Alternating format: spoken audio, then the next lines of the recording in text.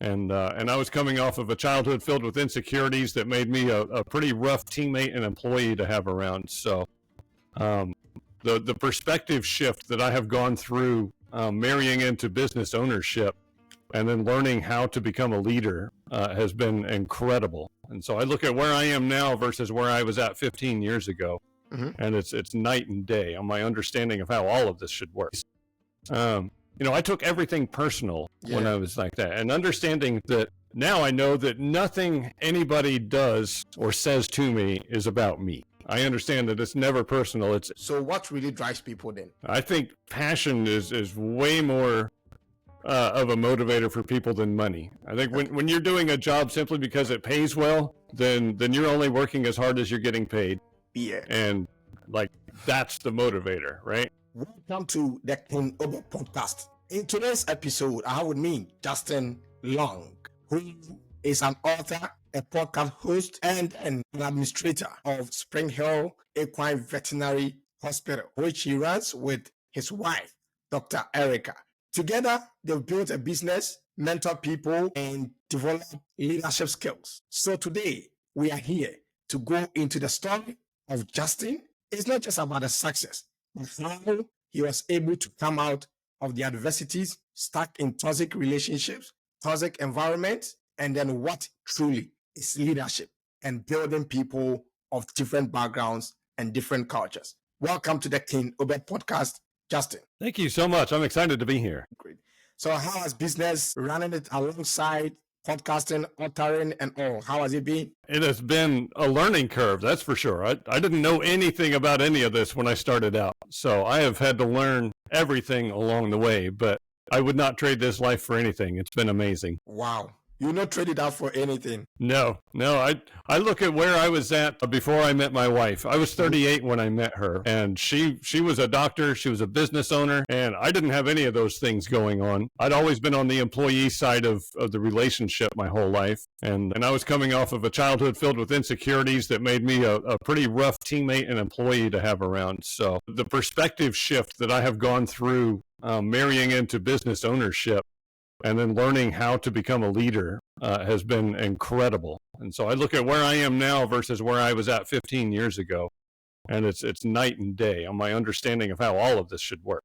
Now, in some of your statement, you said, I used to be stuck and used to be in a state of insecurity, right? But now you're breaking free from that insecurity and that toxic environment. How did you manage your way through practically, and what advice can you give to somebody who is stuck in this situation? Okay, I'm going to give you the short version of this, but it still goes all the way back to my childhood. Yeah. So my dad and my mom were both very emotionally damaged people, right? And my dad took out his challenges as a workaholic, and he would have all of these chores for me to do. He drugged me through his workaholism. So he would have all these chores for me to do when I was a kid, and then he would come home from work and we would inspect those chores that I did, and he would spank me for all of the shortcomings. And there were always shortcomings, right? So I developed insecurities because of that. I grew up thinking that I could never get it right, that I was never good enough, and I was extremely sensitive to criticism. And that followed me into adulthood. And I never had any awareness of this, but anytime a supervisor would criticize me in any way, it would cut me to the bone. I would want to fight it out.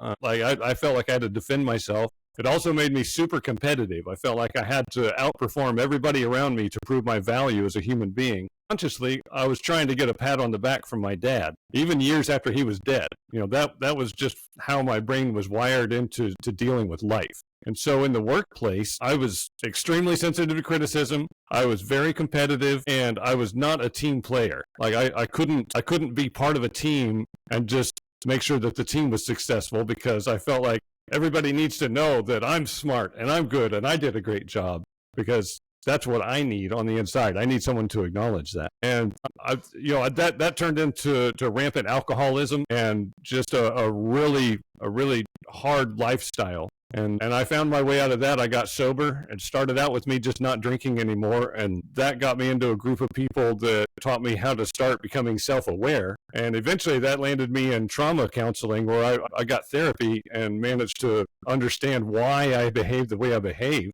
and change those things. And that gave me the freedom to recognize who I am and why I am, and then change all of those things and become someone different and grow into a better version of myself. And it also gives me the understanding of when I see these traits and behaviors in my staff members, I understand, I have a decent idea of what's going on, that it's not that they're attacking me, it's that they have these insecurities that they're dealing with and they don't have the tools for that. And that allows me to guide them down a path like I went down so that they can become a better version of themselves and a better teammate. Wow. So now you've come out of all these challenges. You are now playing roles as mentor, a leader, a coach to your staff and to the people around you. Yes. Yeah, that is a very important part of what I do. Okay. Because I look at how long I was in that space, because I never had anyone in my life that showed me that there was another way to be, right? Yeah. And I have the opportunity to I have a team of 16 people, and I think probably 12 of them are under 25 years old. Oh, wow. So and they're all young women, and they're smart. Most of them have got a college degree, and they have aspirations, and they're going places, but they also have the challenges that they've gone through in their lives up to this point. And I get to catch them before they've spent 10 years self-medicating, trying to deal with the things that hurt, and show them that mental health is important, and it's okay to talk about these things and address them rather than pretending like nothing's wrong and just, going another day and another day and another day. And that, I think, is an important thing for me. And it's also really important for me to create a great culture in our business where it's safe for people to be who they are and not feel like they have to wear a mask or show up a certain way in order to survive here. I think that culture is really important. I've worked in some horrible cultures, especially working for the military. I was a civilian contractor for the military, and I was also in the Army. And those environments are so toxic that, it's not a place where anyone is going to blossom into a great person, right?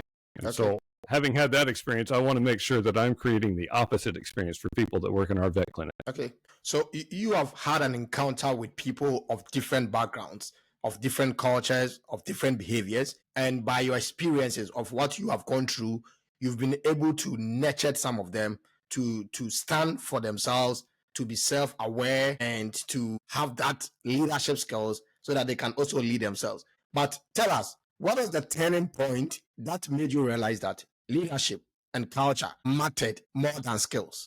I think it's a combination of things, but when I get right down to a one-sentence answer for that, it's that I can teach you how to be a veterinary technician. I can teach you how to be a receptionist. I can teach you how to do any skill task, but I can't teach you how to be a good person and to show up in a way that's healthy for you and for everyone else around you. You have to bring that to the table. Yeah. Okay. So you try as much as possible. Have you ever used your situation where you found yourself to be insecure, and then at a point where you found yourself in toxic relationships or environment as an example in trying to let people understand where they find themselves? They have to be aware of the environment as well. Absolutely. I think that when I am vulnerable about all of the deepest, darkest secrets in my past, that gives other people permission to be upfront and open about what they've got going on with them. Yeah. If I present myself as being perfect and never having gone through any hardships, then everyone else thinks that something's wrong with them because they're not perfect like me, right? That's the whole problem with social media and all that kind of stuff, is everyone compares their insides to everyone else's outsides. And when you do that, you lose every time. So I think it's really important for me to be open and honest. When I'm interviewing people who are even interested in being on our team, by the end of a 1 hour conversation, they know that I'm a recovering alcoholic. They know that I've spent a lot of time in trauma therapy. They know that I have a commitment as a leader of a business to mental health and providing mental health for everyone on our team, which is one of the benefits that we offer, is that we will pay for anybody on our team to go to therapy, because the better they are, the better we are. And I lead those conversations with examples from my own life, my own past, and the challenges that I've faced and overcome, so that people know that they're not alone and that it's okay. No matter where they're at, it's okay, and they can get past that. Okay. So you've been able to manage your business together with your wife. Now there are people who are of the opinion that building a business or running a business with a spouse is one of the most challenging situations, or the worst ever decision, or it could be the best decision depending on where you stand. Tell us, what has the experience been running Spring Hill Equine Veterinary Hospital together with your wife? For me, it has been fantastic. And I understand that if you are in the same space as your spouse 24 hours a day, that's probably problematic, right? Yeah. But I do she does doctor things, I do office things, and we generally don't see each other a whole lot throughout the day. So I think that's important. But for our relationship, we both have the common goal of making Spring Hill better and as successful as it can be. I think that that's a fantastic partnership. Between the two of us, we have turned it into way more than it ever was when it was just her by herself trying to run it, right? Because a business owner, no matter what you do the thing that you do. And when you have to take half of your time away from that to run the business aspect of your business, then you're never going to be as efficient as you could be. So for me, I think making sure that my wife has the ability to spend all of her time doing doctor things and creating income for the business, that allows us to be way more efficient. But there's also a trust factor because I'm in charge of the money. She's married to me. She's not worried about me stealing from the business, right? So much, I do all the bookkeeping. I manage all of that stuff. So, but so many businesses get robbed by the bookkeeper. That's the number one source of embezzlement. And being able to trust the person that is handling that because that's your spouse is a gigantic burden off of her shoulders, and I think that's a case-by-case situation because many people have run off and left their spouse hanging and taken all the money too. So it's not a guarantee, but for us, it has worked out really well because we both have a 100% commitment to what we're doing and we're passionate about this. And she has her strengths and I have my strengths, and together we are a super team. Wow. So you've laid out some of these attributes or characteristics: commitment, passion, and then trust. What again do you think that if couples or spouses want to build businesses together, what are some of the key characteristics that should stand out in order for them to run an effective business like you and Erica are doing? I think you have to have the same goal. And I think being on the same page and not getting in each other's way and trying to do two different things is really important. And for us, it's clarifying the mission. What is our mission as a business? And the mission is to make the world a better place for horses. And so Erica does that by being an amazing veterinarian, by educating clients. We have a podcast in which she shares all of her knowledge in this podcast. And we do videos on YouTube and all that kind of stuff, right? I'm the production side of it. I love audio, video, all that kind of stuff. So my passion is making the best product to convey her knowledge to people. So our mission is always aligned. And I have my aspect of it. She has her aspect of it. And I think that being focused on the same goal and being able to communicate effectively with one another to overcome the challenges, because running a business is hard, right? There's challenges all the time, especially if you get big enough to have a decent sized staff. You're going to have people problems and you have to get through that stuff. And I think for us, knowing that no matter what happens, that we have each other and that we're going to get through this no matter what it is a great relief too. Because not having someone that you can stand in the shower with at 10 o'clock at night and kind of wash away the troubles of the day and commiserate and let each other know it's okay, I got your back. This sucks, we're going to get through it. Like that's a wonderful, wonderful aspect of our relationship as a couple and as a business that I think you don't really get outside of that, right?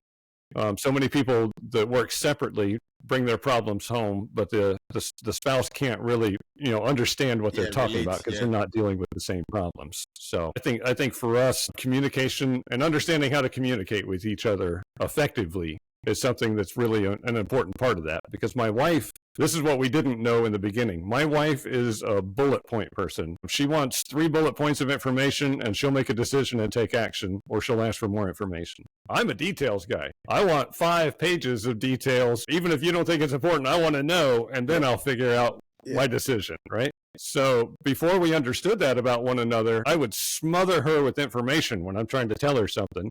And she would starve me for information because she would only give me 3 bullet points. And I need more, right?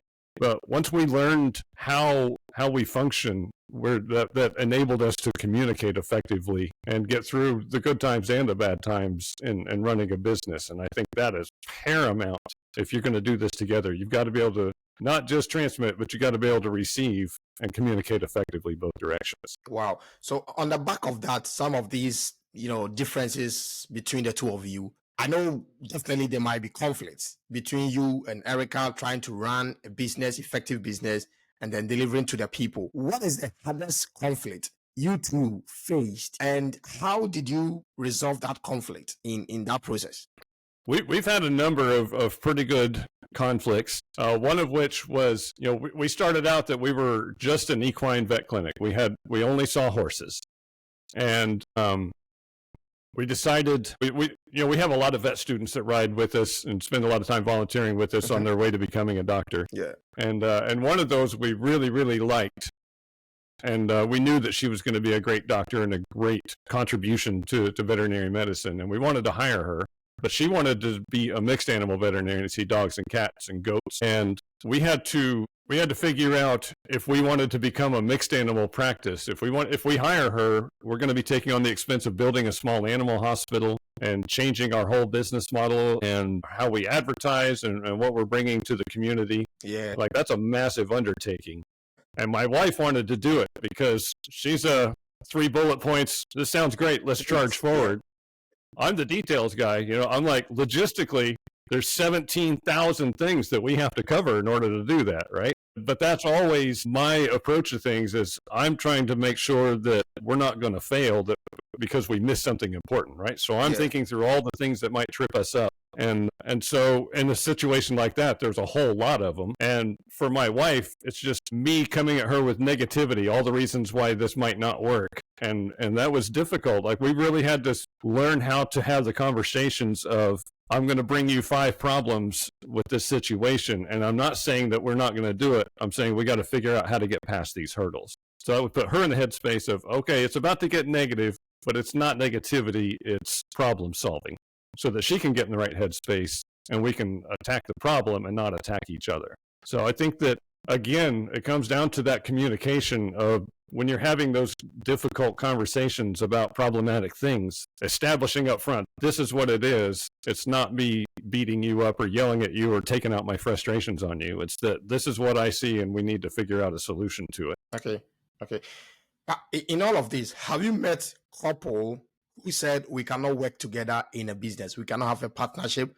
We cannot be in the same business, or I cannot be in the same business with my wife or husband. Have you ever met a couple like that? Most people tell us that there's no way they could run a business together. Yes. And I feel bad for them. I'm like, it's sad for me that your relationship is that fragile that you couldn't get through it, because for me, it's amazing. I can't imagine not doing this. And so what are some of the advices you give to them, or you want to give to couple who think that, running a business with your spouse is not a healthy thing, and it's not something somebody will encourage another person to go into? I think that the first thing you have to understand is that the stigma about couples running a business together is, 50 years old or 100 years old. It goes back to at least the 1950s. Our grandparents' generation talked about this, right? But when you look at how culture was back then, it was the man is the head of the household and he rules with the iron fist, and the woman does what she's told, right? And I think if you try to run your business with that mindset, yes, you're going to fail as a couple, because it's not equal. I think if you're going to run a business together as a couple, you have to do it as partners. And I feel like that's how the marriage should be too. It should be as partners on equal footing with equal power and equal voice. And if you come at it in that aspect, you'll probably be successful. If you come at it with, I'm the boss and you're going to do what I say, it's probably going to fail. Okay. That's interesting, because I've heard a couple of, stuff from people who says that, no, I can't enter a business with my wife. Even if he or she, the person or the couple, they are interested in the businesses, they should go separate ways. Everybody go, and then when you come home, you can talk about something. I cannot be in, because there is going to be kind of quarrels and all those kind of things. So it's interesting when you have built this with Erica for that long. For how many years have you been running this business? 11, coming on 12 years now. Come again? I'll say 11, almost 12 years. Wow. So at what point did you decide that now you're going to be a mixed practice instead of just focusing on equine? That was about 8 years in. Okay. So I guess because we're in our 4th year of being a mixed practice now. Okay. So, and I'm glad that gave me enough time to learn the business. It took me about 4 years to learn how to be a hospital administrator for a growing vet practice, right? There's so much that I had to learn. And had we made that transition early on, I don't know how it would have gone, because, I can only handle so many things at once, juggling so many balls. But it was far enough in that I was pretty solid in how the finances of the practice work and figuring out if this is a possibility that we can survive or not, and if it was a good idea. Yeah. Interesting. Now, talking about leadership, you have used your life as an example to your staff, to the people, and all. Now, most people or most leaders think that they are building culture, but sometimes they end up destroying it. To you, where you sit as a hospital administrator, and then a leader, a coach, and the environment you've created for your staff, what is the common mistake that leaders make? I think the very best thing that I ever heard about building culture and leading a business is that to lead other people, you got to be able to lead yourself. And in order to lead yourself, you have to know yourself. And the whole concept behind that is understanding personalities and learning how to properly challenge people and how to support people. My wife tends to be a bulldozer, and she's just going to charge through and solve whatever needs to be solved, right? That's her personality type. Yeah. It's the way she's wired. Yeah. And for me to challenge her, if I need something done in a week, I tell her, this probably can't happen. Like, it's probably not possible. And that's all I got to say. She's going to pick it up and she's going to get it done in 3 days just to prove that it is possible, and it doesn't even need a week, right? Now, for me to challenge and support some of the softer spoken people on my team, some of the people who are much more in tune to feelings rather than charging into a problem, I have to tell them, we've got a week to do this, but here are the resources we have. We've got the team of this many people that we can commit to this, and we can split it up in this. I have to customize my approach to motivating each person based on how they respond to pressure, right? And make sure that I give them enough support, but not too much support, because you can overdo pressure, you can overdo support, and you can underdo pressure, you can underdo support, and none of those are bad. You want the right balance, and that mix is different for every single person on your team. And if you don't understand who your people are, you'll never be able to properly challenge them or support them. And it all starts with me. Like, I have to understand myself. I have to know how I need to be challenged and how I need to be supported, and then how I respond to those things, and then take that down a level to the people that I'm asking to do various things. So know yourself to lead yourself, and understand how to properly challenge and support the people that you're asking to do the things. I think that's the keys to success at the highest level for me, because once you start unpacking all of those things, like, there's so much inside everything in there when it comes to understanding personalities and team function, team dynamics, and trying to, it's a chess game. There's 20 pieces on the board. They're all going different directions, and they all move in different ways. And for me, it's not something that I learn on a weekend seminar and then I got it. Like, this is a lifelong pursuit of trying to be the best leader that I can be and understand my people and take care of them, so that we all have a great experience and we get the job done. Because one of the most important things for me is that I don't want people to wake up in the morning and dread going to work. I want them to love what they do. I want them to feel like they're almost at their edge, but not quite. And they're excited to get into it and see what they can do today, because it's going to be awesome. Yeah. And when your whole team is in that mindset, it's a completely different experience than going into Walmart or wherever, where people are just there punching a clock. Yeah. Right. Yeah. I've got 3 technicians on my team right now that are trying to get a year of experience to go so they can get into vet school. And they are the most motivated people on the planet. Like, they want to do everything. They want to learn everything. They want to get their hands on everything. And like, I don't have to work real hard to challenge them. I'm mostly trying to keep them within some direction, so that they're not bouncing all over the place, because they're just filled with energy and enthusiasm and passion about what they're doing. But when you can create that in your team, you can achieve so much more. And here's my example on that. When I met Erica and I came on to Spring Hill Equine, it was a 2-doctor practice, and they were grossing about $500,000 a year. All right. 10 years later, it's a 4-doctor practice, and it's doing $2 million a year. Wow. Which that means if you get down to per person, per doctor, the gross income doubled per person. And it's not because we started doing more things or charging more money. It's because we focused on building a great culture and getting an amazing team supporting all of that and having highly engaged people that love what they do. And your productivity goes through the roof when you have people who are engaged. And we are living proof of that. Wow. Wow. So your productivity goes to the roof when you get people who are highly interested or engaged in what they are doing. That's right. And in all of these years, this is the strategy you've used, which is gaining results or giving you the results you want. Yes, absolutely.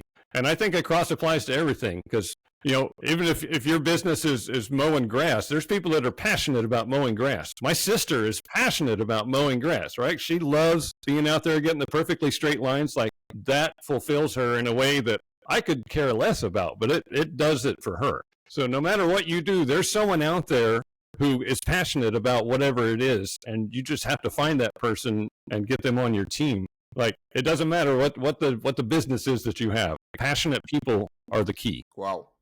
Passionate people are the key. And you said you need to lead yourself, know yourself before you can lead others. In that line, you see that there is an emotional intelligence where you need to master your emotions. And in trying to deal with people of different characters, background, cultures, and all, how does emotional intelligence play out in all of this, trying to deal with people of different backgrounds, cultures, and all? It is huge. It's so important. And I came into this with almost zero emotional intelligence. Like, I had just started down that path maybe 2 years before I met my wife, right?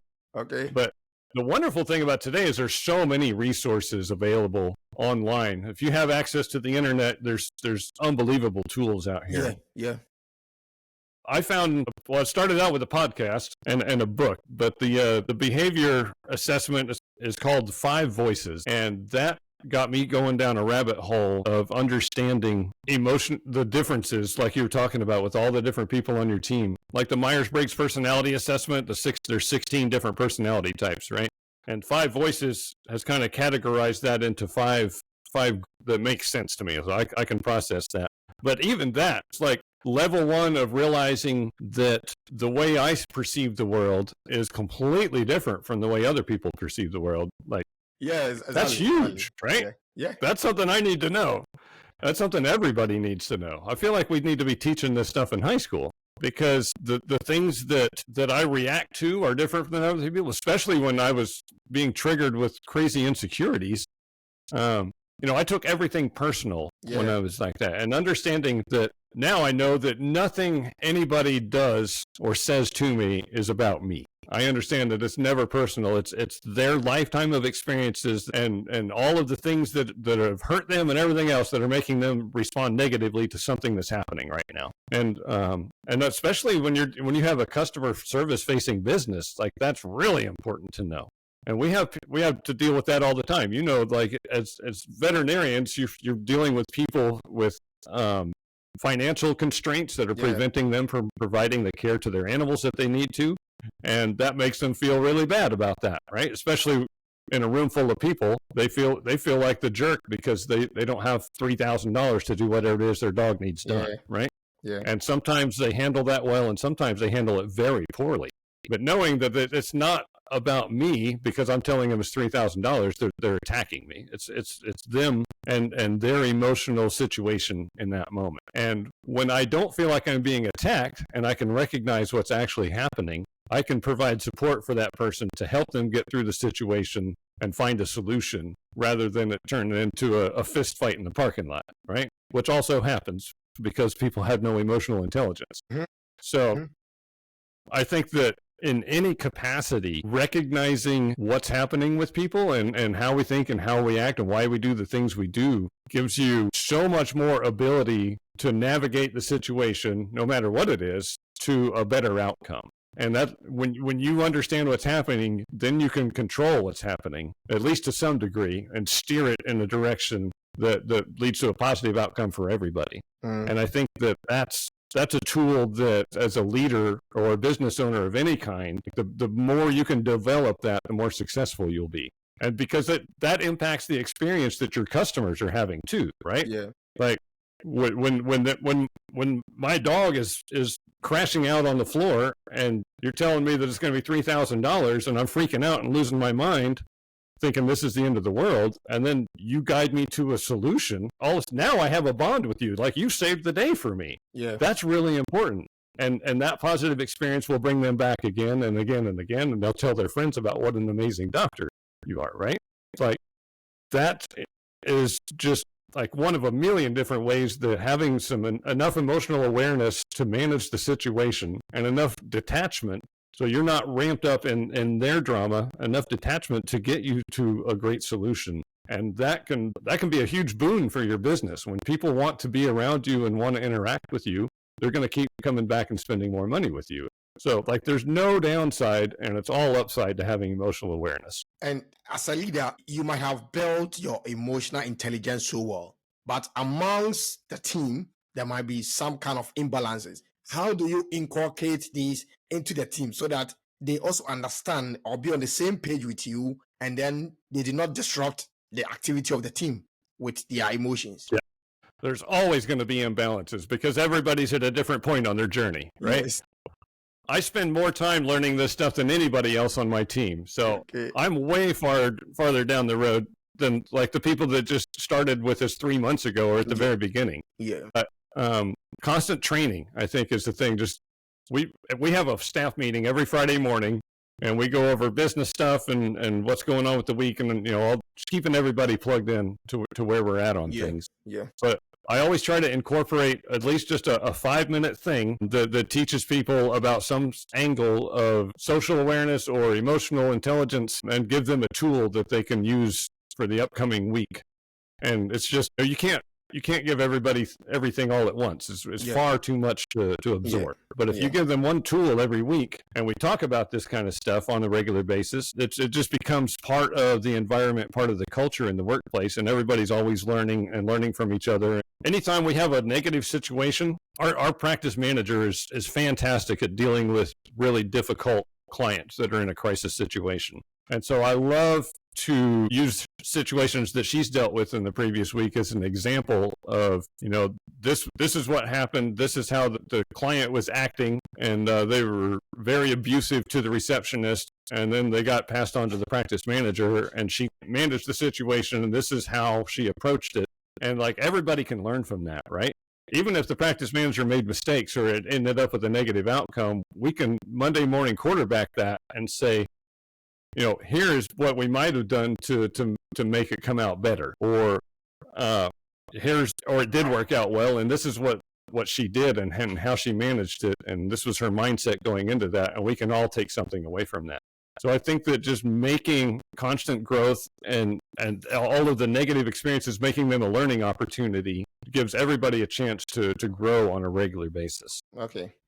So in hiring people, or when you are hiring people and you get to the interview stage, what is that one question that stands out that you think that when a person is able to answer this question well, it means the person fits into your scheme of things or into the culture that you want to build or you are building? I love interviewing people. I have been honing this. I use Patrick Lencioni's interview guide, and he's from the Table Group. I don't know if you're familiar with him, but he has the Hungry, Humble, Smart approach to the workplace and 5 Dysfunctions of a Team, or a couple of his books. Fantastic resource. So I took his interview guide and kind of modified it and made it my own. And then we also, if you make it through my interview, which most people don't, then we also bring you in and you do a full day ride along as a working interview to make sure that you get along with the team and the team gets along with you. And everybody on our team gets a thumbs up or a thumbs down vote on whether you get hired or not.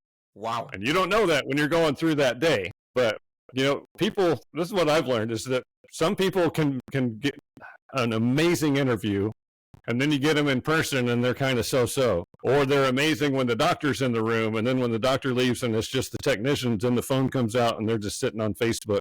So like that'll keep you from working at Spring Hill Equine. Okay. But my initial interview, I have a bunch of red flag things. The first one is if our conversation is over in 20 minutes, then you're not going to make it to a working interview, because that means that you don't know how to engage in conversation and you're giving me one-word answers to my questions. And if you can't engage with me, you're not going to be able to engage with the team, and you're not going to be able to engage with clients. And that doesn't work. A lot of our questions are geared towards figuring out if you are a self-centered person or if you're a team person. And I ask like a lot of scenario questions. Tell me about a time. One of my favorite ones is tell me about a time when you demonstrated empathy to someone that you work with, and how you knew that something was wrong and why you decided to get involved. And a lot of people struggle with that question because they've never extended empathy to anybody that they work with. There's a lot of questions like that in this interview guide that will help you realize that the person that you're talking to is very me-centered and or victim-minded.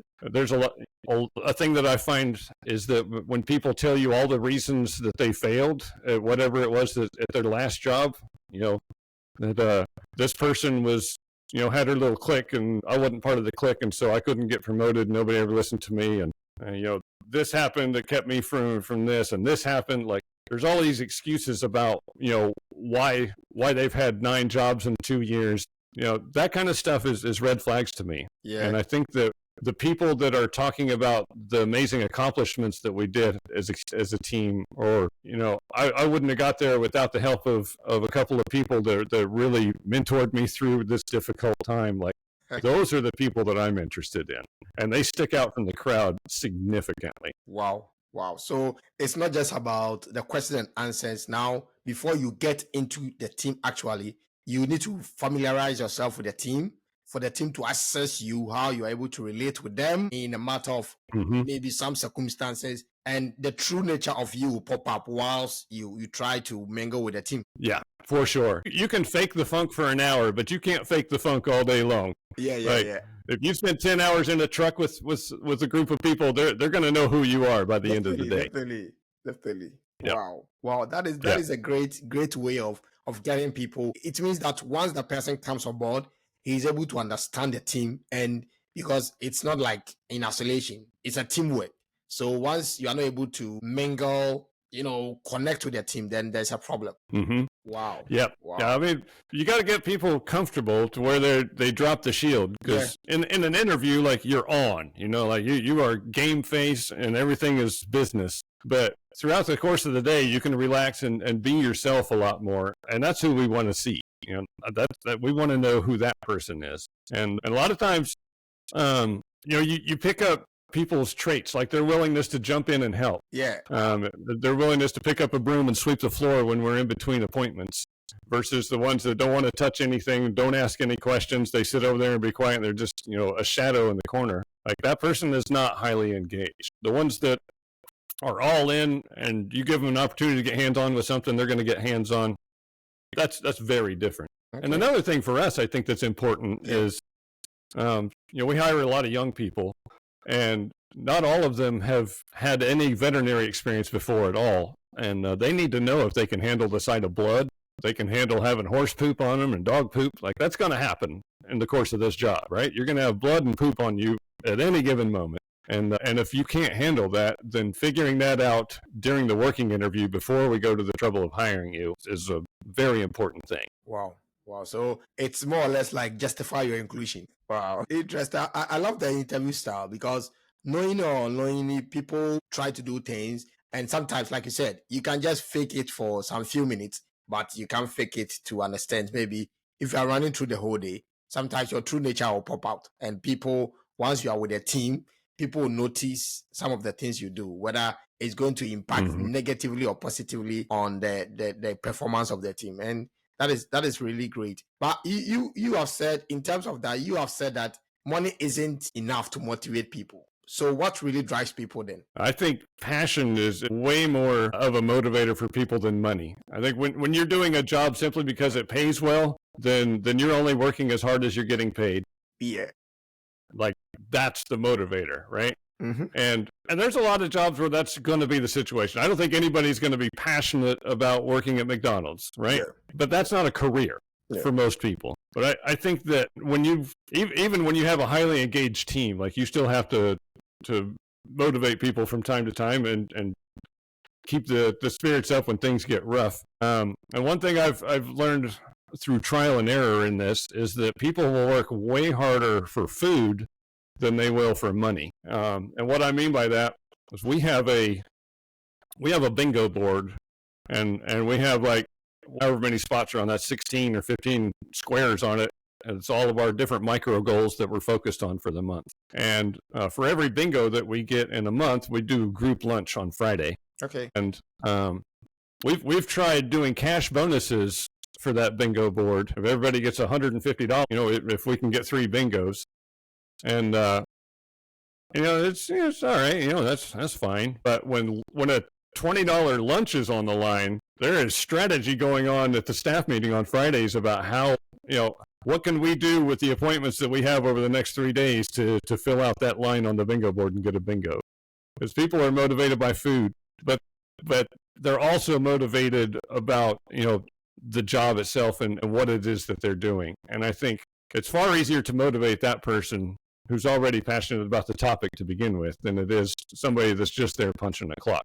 And I think that really, I forget what the exact stats are, but up to a certain pay level, I want to say it's like $65,000 a year or something. Like once people's basic needs are met, money doesn't really motivate most people after that.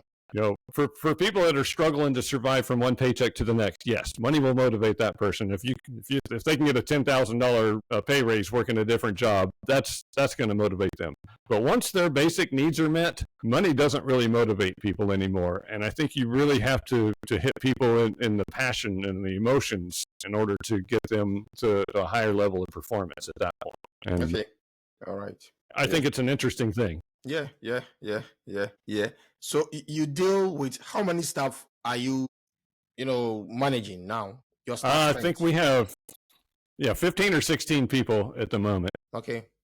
So with all of these people, how or what have you done, or what one small change have you inculcated to make sure that they have an improved mental health going forward, so that they can be in a stable mind, right frame of mind, to be able to give you the results you want as an administrator? I don't know if I could say just one. The first thing that we did after I went through trauma therapy, and it changed everything for me. I knew right away that mental health benefit was going to be something that we offer at Spring Hill. And so we decided that we would pay for anybody on our team to go to therapy twice a month. And then in the beginning, nobody took me up on it. And I was really disappointed about that.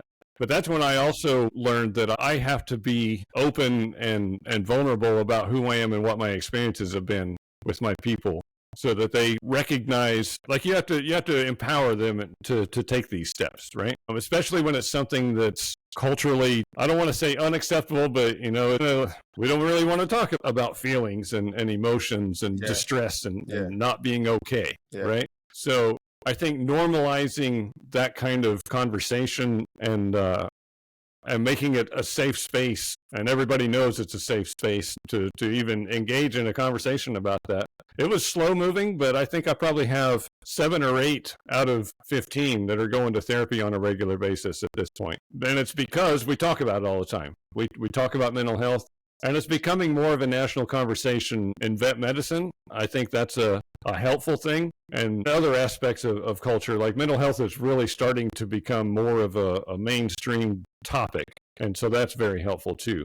But I think making sure that everyone on my team knows that if something's wrong, that doesn't mean that you don't work here anymore. It doesn't mean that we don't trust you anymore. It doesn't mean that we feel any less about you than we do when we think everything's great, right? That it is okay for you to be who you are, and we all have challenges and flaws, and that's okay. That's part of being human. We don't expect you to be absolutely perfect all day, every day. And when you make it a safe space and give people permission to be human beings, it's a whole lot easier to help them grow. Wow. You are just a fantastic man. Like, I could see the passion and how you care about the workers, because there are people who have employed people and they just see them just come and work and go. So you listening to you for almost like over 40 minutes now, it's just like you've, adapted these people to you. They are part of you. They are part of your everyday life, and you do everything with them. And so that is why he said the productivity is going over the roof, because these people understand what they are doing. They are into it. And so it's like no one is left behind. And that's one mark of a great leader, to be able to bring almost everyone on board, because every single person matters in this journey. Yes, absolutely. Yeah. The money comes when you do all of the things to take care of the people, and you make the people the focus.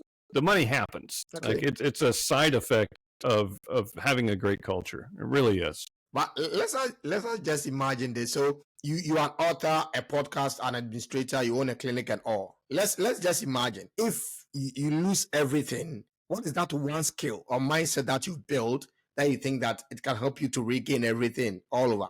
Everything that you've built over these years? I think understanding myself and where my value comes from allows me to have so much more resilience for anything that could happen. Like if the vet clinic shut down tomorrow, if my value as a human being comes from the success of the vet clinic, then I'm going to be destroyed. Yeah. But I know that that's not where my value as a person comes from. There is nothing external that can happen that can take away from who I am and what I bring to the table, right? And knowing that gives me the ability to survive anything. No matter what, I know who I am. And that is the most important thing that you can have. No matter what, you know who you are. And that is the most important thing. So today, what does success mean to you today? And how has that definition changed over the years, or how would it change over the years to you or for you? I think when I first started this, my first year running the vet clinic, we made $500,000. The second year, we made $550,000. And I measured my success by that dollar figure, right? Now, when I look at success, I think about, we'll look at 2024. I had 3 technicians that got accepted into vet school that I mentored through the admissions process and how to be a good interviewee. We mentored them for a year of working in the vet clinic on how to be great doctors and demand a great culture in the workplace. And I know that they're going to go work in some crappy vet clinics for some crappy people, and that they are not going to kill themselves because of that. They're not going to leave the profession because of that. They're going to leave those crappy jobs and find a better one. That, to me, is a measure of success. I meet people all over the place in my travels that listen to our podcast and tell me that they have been able to do this or that for their horse because of something that they heard us talk about on our podcast, and that they are so grateful for that. That is a measure of success for me. People that read my books and have gone to therapy and changed the way that they feel about themselves and turned their life around. That is the most incredible thing in the world to me. None of those things have anything to do with money anymore. It's about the impact that I can have on another person to make their life better. Like that, to me, is tremendous success. Wow. Somebody will say you've made the money, so now money is no more as something you're pushing again. So now you're thinking about like the other achievement as well. Like most people think that, when you get the money is the pinnacle of success. But they say when people get the money and then they are looking for other things, so they define money as the success. Now you're talking about how the works you are doing, how it's impacting the lives of people, and then the feedback you are getting from people. That is your definition of success. And so for a young entrepreneur who is starting, for somebody, a couple who just want to enter into business and all, what would be your final advice to us? The number of years you've done this with Erica, built multi-million, company, veterinary clinic, and it's running effectively, managing people and all. What are some of the advices or the final stuff you want to share with us as we wrap up? I think that if you are on the beginning end of this, the most important thing you can do is find the tools that help you understand yourself and your team and other people. Yeah. Whether that's 5 Voices or Myers-Briggs, or there's a lot of consultants out there that work in the emotional intelligence space now. There's a lot of books available. Yeah. But the more effort you can put into learning the human being, it doesn't matter what your business is, your business will be infinitely more successful.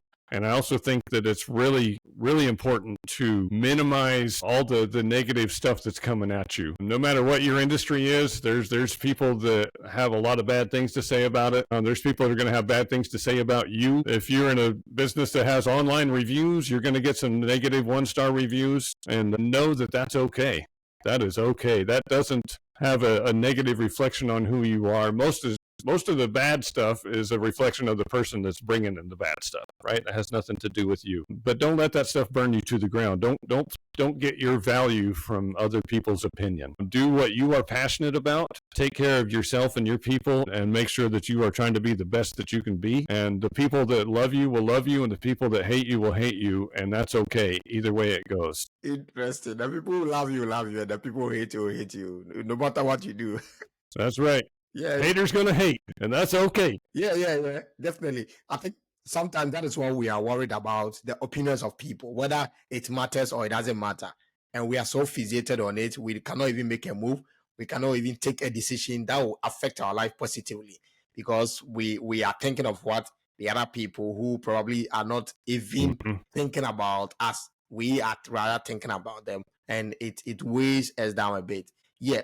You've written a number of books, The Adventures of a Horse Doctors, and it's an interesting title. I saw it and I was like, wow. It shows the passion, and it shows the support, and it shows that you are into the thing with Erica, and that is why you are thriving. What are some of the books that you've written, the titles? How can we connect with you, Justin? Belong, the podcast, and all. What have you been up to? Let us hear from you. All right.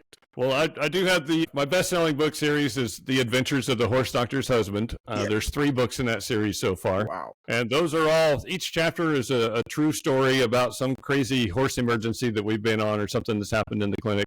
And they're a lot of fun. A few sad stories, mostly fun, but I want to sidebar on that, because I think as a business owner, when you're looking at ways to diversify your income, we use that book as an onboarding tool. So we have a number of clients who found us through the book in our region. We also use it as an educational tool, because every story will teach you something about horse care that you need to know. And that's a funnel. That's a funnel into the business. It will also lead you to our podcast, straight from the horse doctor's mouth. Everything is a funnel and an educational tool, and they have also managed to create additional income streams for us. As a small-town veterinary clinic in the middle of Florida, we have clients all over the world because of the thinking outside the box way we approach this. But my other book that I'm really passionate about is called The Righteous Rage of a 10-Year-Old Boy. And that is a fly-on-the-wall experience of watching me go through a year of trauma therapy. And it gives the reader an insight into what therapy can be about and what you can get out of therapy. I think a lot of people are terrified of even trying it out. Do you have it with you? Yes, actually. Okay. Yep. That one right there. Wow. Righteous Rage. Wow. Yeah. So I think a lot of people are afraid of therapy because they don't really know what it is. So this is a way for you to see what therapy is all about and what you can get out of it and how it can change your life without ever having to step foot in a therapist's office. And my goal with that is that at the end of it, you'll recognize some things about yourself that you can work on and know that those things can change and how to go about getting that done. So I'm very pro therapy. So, but all that's available on my website at jboydlong.com, along with links to social media and all that kind of stuff. Wow. You are the great guy. Well, I'm better than I used to be anyway. Yeah. I've really enjoyed the conversation. These are practical stuffs, because you see, you are doing the thing. You are living the thing. So when you share the information, when you give us all the tips, it's not like you've gone to read some book and you are telling us what is in it there. You are doing the thing. So these are practical things that we've learned from you, how you've come out of your insecurity, overcome this toxic environment, you've built resilience, and now you are redefining success as a person, build successful business as well with your partner. And it's something which is highly commendable. So yes, thank you so much for coming on the King Obed Podcast. Yes, you've taken us through your time as a child, how you suffered insecurity, and then building a successful business with your partner, raising a team, mentoring people to the extent that you've built people who have been able to gain admission into veterinary universities in the United States. That is highly commendable. Thank you so much for appearing on the King Obed Podcast. And I know listeners, viewers, yes, followers of the King Obed Podcast, you enjoyed this episode with Justin B. Long. And we know that he will appear again for us to talk extensively on other stuffs that they are into. Thank you so much. And yes, when you grab this episode, share to your loved ones, like it, comment, and let's build this community together. Thank you. Bye-bye.